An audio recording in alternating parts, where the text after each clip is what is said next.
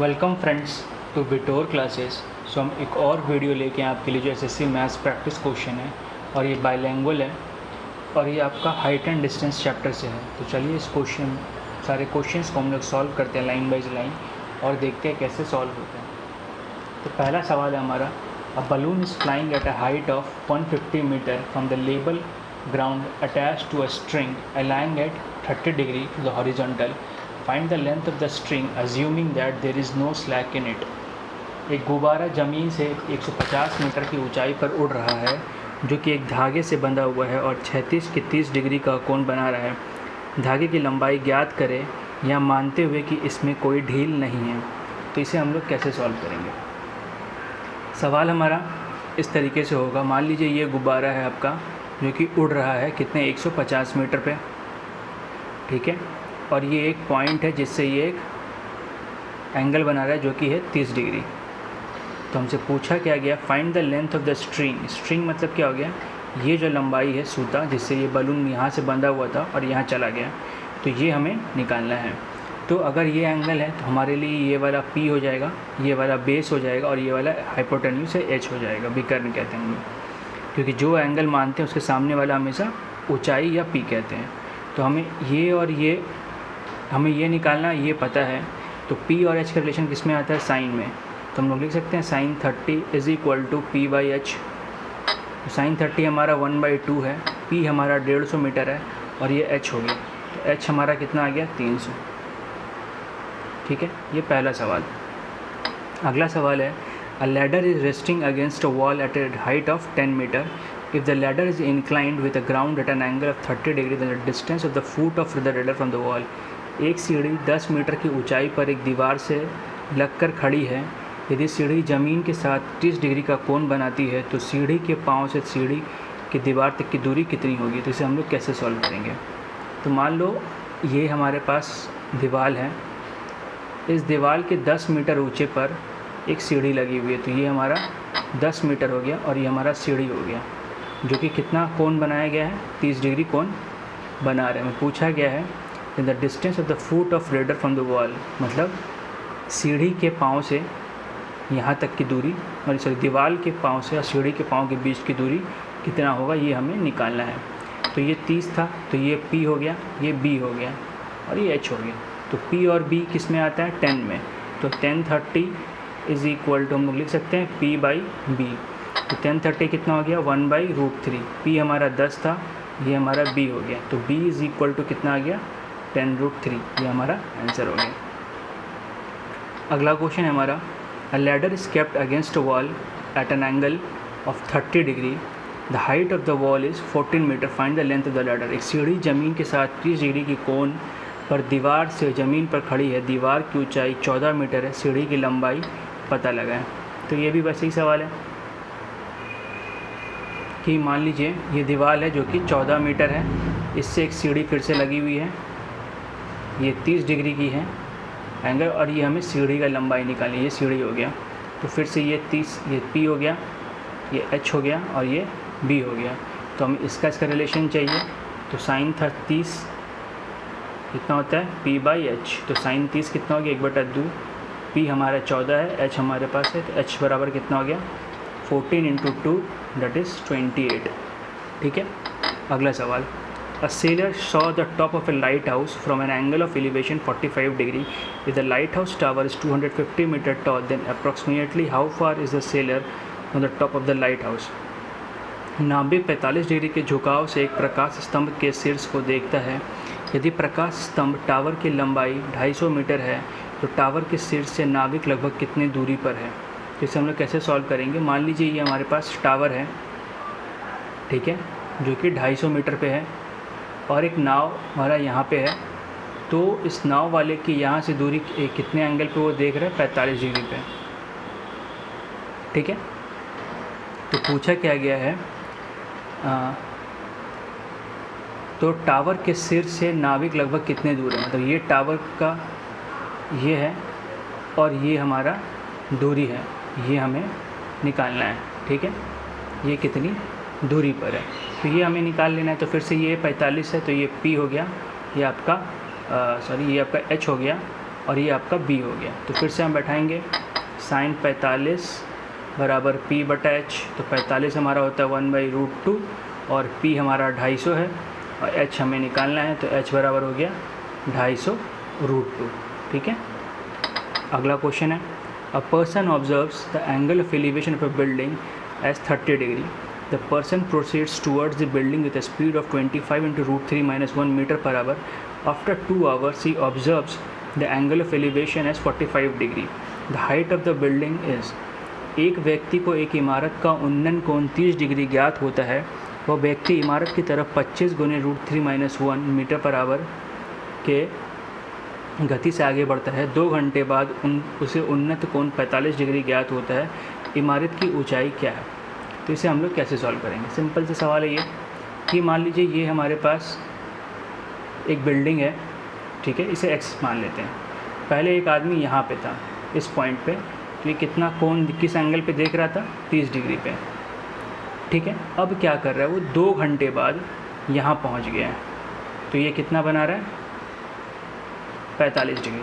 अब देखिए 2 घंटे में यहाँ से यहाँ पहुँचा। ठीक है। तो इसे हम लोग x पकड़ लेते हैं, सॉरी ये x था, तो इसे हम लोग y पकड़ लेते हैं और इसे हम लोग कुछ एक p पकड़ लेते हैं। ठीक है, ये p पकड़ लेते हैं। तो ये p कितना होगा? तो p बराबर, ये दूरी है, हमें गति भी पता है और हमें समय भी पता है, तो दोनों को गुना करेंगे तो दूरी निकल जाएगा। तो 25 × √3 - 1 × 2 कितना आ गया? 50 × √3 - 1। अब आते हैं इस ट्राइंगल में। पहले ये ट्राइंगल में अगर आएंगे तो हम लोग क्या लिखेंगे? 1045 = x/y, ये 1 = x/y आ गया, तो x = कितना आ गया हमारे पास? y। ये पहला कंडीशन। दूसरे में क्या है, अगर इस ट्राइंगल में हम लोग जाएंगे, ये देखिए आप लोग, तो ये बड़ा ट्राइंगल, तो इसमें लिख सकते हैं 1030 = x/y + p। ठीक है। 1030 हमारा कितना होता है? 1/√3, ये हो गया x, और y = x आया तो y की जगह पर x बिठा सकते हैं, और प्लस p हमारा लिख लेंगे हम लोग बाद में, तो ये आ जाएगा x + p = √3 × x। यहाँ से आए हम लोग, तो p बराबर कितना हो गया? √3x - x।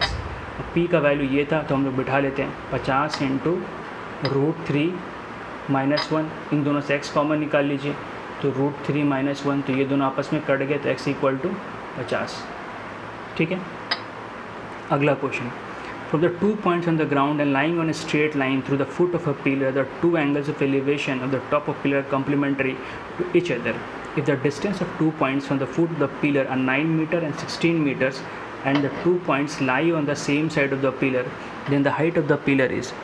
हिंदी में ये बोला गया है, खंबे के पास से भूतल पर सीधी रेखा में स्थित 2 बिंदुओं में से उस खंबे के शीर्ष का उन्नयन कोण परस्पर पूरक है। तदनुसार यदि उस खंबे के पास से दोनों बिंदुओं की दूरी क्रमशः 9 मीटर तथा 16 मीटर हो, तो दोनों बिंदु खंबे के एक ही ओर हो, तो उस खंबे की ऊंचाई कितनी होगी? तो सबसे पहले पूरक या कॉम्प्लीमेंट्री मतलब ये होता है कि कोई भी 2 एंगल का जोड़ होगा 90 डिग्री। तो मान लेते हैं ये हमारे पास 2 बिंदु है, इसके बारे में इन्होंने बात किया है, और ये दोनों कोण जो है पूरक है, तो ये आपका थीटा हो गया और ये आपका 90 - थीटा हो गया। इन दोनों का जोड़ कितना आना चाहिए? 90 आना चाहिए। ठीक है। और यहाँ से इसकी दूरी है 9 मीटर और यहाँ से इसकी दूरी है 16 मीटर। इसको हम लोग A पकड़ लेते हैं, ये B हो गया, ये C हो गया और ये D हो गया। तो पहले इस ट्राइंगल में आएंगे ABC में, तो हम लोग क्या लिख सकते हैं? AB/BC = 10 90 - theta. तो ये कितना हो जाएगा आपका? cot theta. ये 10 90 - थीटा cot थीटा में चेंज होता है। अब अगर बड़े ट्राइंगल में आएंगे ABD में आएंगे, तो क्या लिख सकते हैं? AB/BD = 10 theta. अब ये इक्वेशन 1 हो गया, ये इक्वेशन 2 हो गया। अब इन दोनों को मल्टीप्लाई कर देते हैं, इधर कितना आ जाएगा? AB/BC × AB/BD। अब 10 theta × cot theta is always 1, क्योंकि 10 थीटा cot थीटा 10 का उल्टा होता है, तो इसको ऐसे लिख सकते हैं। तो ये दोनों आपस में कैंसिल हो गया, तो = 1। तो इधर आ गया आपका AB² = BC × BD। तो BC कितना है? 9 और BD कितना है? 16। तो अगर रूट निकालेंगे तो 9 का रूट आएगा 3, 16 का रूट आएगा 4, तो 12। इसकी लंबाई कितनी हो गई? 12। अगला question, The upper part of a tree broken over by the wind makes an angle 60 degree with the ground. The distance between the root and the point where the top of the tree touches the ground is 25 meter. What was the height of the tree? एक वृक्ष की ऊपरी भाग आंधी के कारण टूटकर भूमि की सतह से 60 डिग्री का कोण बनाता है। जड़ और जिस बिंदु पर वृक्ष की शीर्ष भूमि से छूता है कि मध्य की दूरी 25 मीटर है, वृक्ष की ऊंचाई क्या होगी?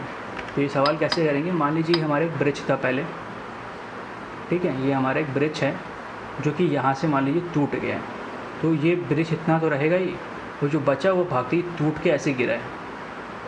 ये इन लोगों का कहने का मतलब है। तो ये जो गिरा है ये है आपका 60 मीटर, ठीक है, और इन दोनों के बीच का दूरी आपके पास है 25 मीटर। हमें पूछे अगर ये पहले ये अगर 60 है तो ये P होगा, ये H होगा और ये B होगा। तो अगर आप ध्यान दीजिएगा तो इसी ये जो H मेरा बन रही है, क्या H बन रहा है? ये पृथ्वी इसके ट्री के साथ बन रहा है। मतलब अगर हम P और H को जोड़ देंगे तो हमारा ये निकल जाएगा आंसर। तो पहले हम P को निकालते हैं। तो ये 60 डिग्री है, P और B किस में आता है? 10 में। तो हम लोग क्या लिख सकते हैं? 1060 is equal to P by B। 1060 होता है हमारा √3, P हमें निकालना है, B हमारे पास 25 है, तो B बराबर कितना हो गया? 25√3। अब आते हैं इन दोनों में, तो ये आ गया आपका अब P और H है तो साइन लेंगे, तो sine 60 is equal to P by H। Sine 60 कितना होता है? √3/2, और ये P बाई H मतलब कितना हो गया? P हमारे पास है 25√3 और H हमारे को निकालना है, तो H ऊपर चला जाएगा, तो H इज़ इक्वल टू कितना आ गया आपके पास? 25√3 इंटू 2/√3। तो √3 कैंसिल, इक्वल टू 50। तो P प्लस H अगर जोड़ देंगे तो पूरा ट्री का लंबाई निकल जाएगा।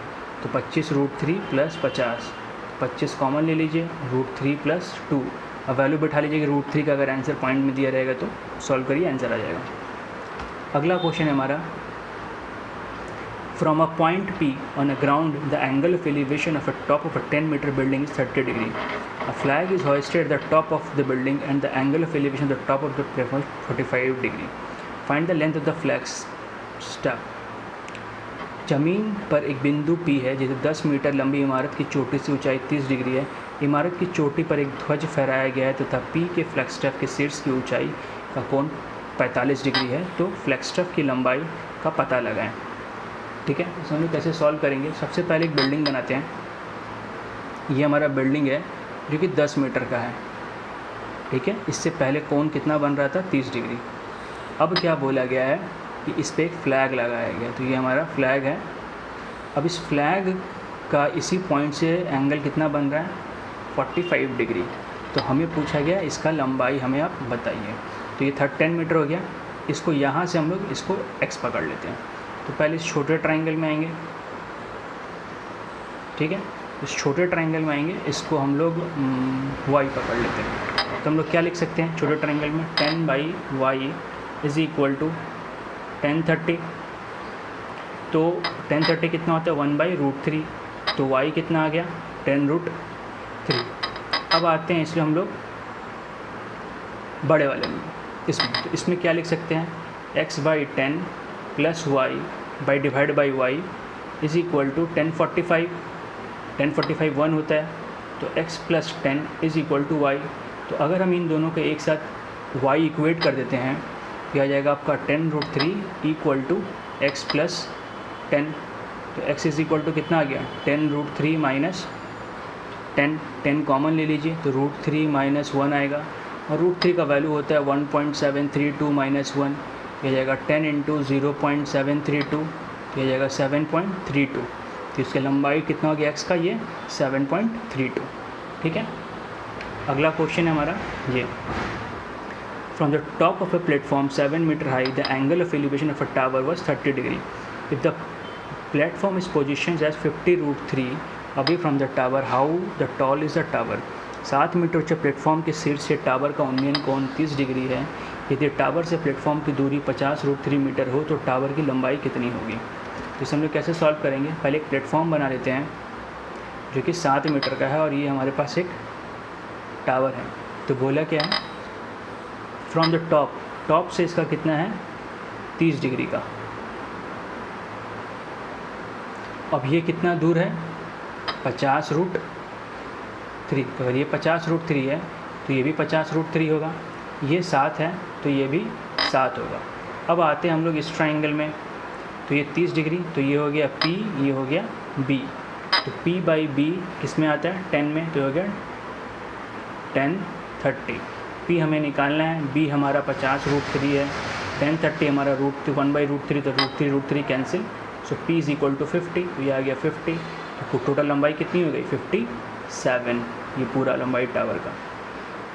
अगला सवाल है ये, in a triangle AB is to BC 3:1 and triangle ABC is right angle at B. Find the value of sin C plus cot A. एक ट्राइंगल ABC में AB is to BC 3:1 है एवं ट्राइंगल ABC B पर समकोण त्रिभुज है, sin C plus cot A का मान बताइए। तो पहले ट्राइंगल बनाएंगे, ये हो गया A और B पे राइट एंगल है तो ये B और ये C। तो हमें बोला क्या गया AB है 3 और BC है 1, तो ये कितना हो जाएगा √10, फॉर्मूला से निकाल लेंगे। ये H हो गया, ये P मान लेते हैं, ये B मान लेते हैं, तो ये √10 आ गया। अब हमें बोला क्या गया है sin C plus cot A। तो जब C लेंगे तो ये P, ये B, ये H, ठीक है। तो sin C कितना हो जाएगा P/H मीन्स 3/√10। अब cot लेंगे, तो अगर ये वाला लेंगे हम लोग, ये एंगल A लेंगे, तो ये वाला फिर P हो जाएगा और ये वाला फिर B हो जाएगा, ठीक है। तो ये आ गया हमारा। तो cot क्या होता है B/P मीन्स 3/√10, सॉरी नहीं 3/1, P हमारा 1 था, तो एलसीएम लेंगे तो कितना आएगा √10, और अब 3 पहले कॉमन निकाल लीजिए, तो ये 1 बच गया, ये आपका √10 आ जाएगा। तो यही आंसर है। अगर √10 का वैल्यू क्वेश्चन में दिया है तो पुट करके सॉल्व कर लीजिए, अदरवाइज ऐसे ही छोड़िएगा तो आपका आंसर सही रहेगा, ठीक है। तो ऐसे ही क्वेश्चंस आपको हाइट एंड डिस्टेंस के मिलेंगे एग्जाम्स में, और आप ये सारे क्वेश्चंस ठीक से समझ के कर लेते हो तो इससे बाहर कॉन्सेप्ट से क्वेश्चंस और एग्ज़ाम में नहीं पूछे जाते हैं। सो अगर वीडियो अच्छा लगा हो तो प्लीज़ लाइक करें, कमेंट करें इस वीडियो पर अपना रिव्यू शेयर करें अपने दोस्तों के साथ, और ऐसे वीडियोज़ आपको डेली देखने हैं तो प्लीज़ हमारे चैनल को सब्सक्राइब कर लें ताकि जैसी कोई वीडियो हम पोस्ट करें आपके पास पहुँच जाए। देखने के लिए thank you and all the best for your exams friends.